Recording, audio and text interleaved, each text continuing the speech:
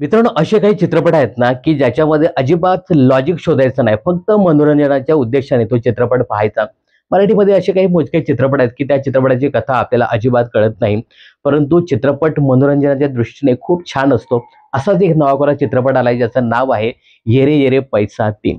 तर या चित्रपटाच्या सुरुवातीलाच या चित्रपटाचे दिग्दर्शक संजय जाधव आपल्याला सांगताना दिसतायत, की या चित्रपटामध्ये त्या कथेमध्ये तुम्ही अजिबात लॉजिक शोधू नका.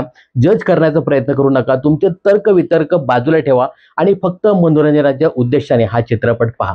तर या चित्रपटामध्ये असं दाखवण्यात आलंय, की बघा प्रत्येकाला यशस्वी व्हायचं आहे, त्यासाठी पैसा पाहिजे आणि पैसा कमवत असताना शॉर्टकट वापरला जातो आणि शॉर्टकट वापरत असताना किती गोंधळ निर्माण होतो आणि स्वतःला हुशार समजणारी लोकं आपल्यातच कशी फसत जातात, याची सुंदर गोष्ट या चित्रपटाच्या माध्यमातून पाहायला मिळते. खरं तर हा चित्रपट मगाशी सांगितल्याप्रमाणे याच्यामध्ये अजिबात लॉजिक नाही, परंतु काही गोष्टी खूप छान आहेत. पहिली गोष्ट म्हणजे या चित्रपटाचं जे काही एनर्जेटिक संगीत आहे ना, म्युझिक आहे ना, ते अप्रतिम आहे. डबल मिनिंग डायलॉग आहेत, परंतु ते ऐकायला थोडेसे बरे वाटतात.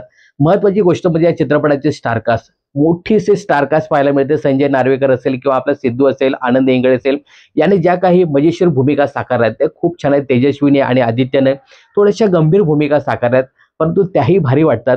थोडासा हा चित्रपट फास्ट पेसिंग आहे, त्यामुळे कथा पटापट जाते आणि काहीच कळत नाही, परंतु नंतर सगळ्या गोष्टी व्यवस्थित क्लिअर होत जातात. एकंदरीत सांगायचं झालं तर या चित्रपटाचं म्युझिक, डायलॉग, त्यानंतर कलाकारांचा अभिनय खूप छान आहे.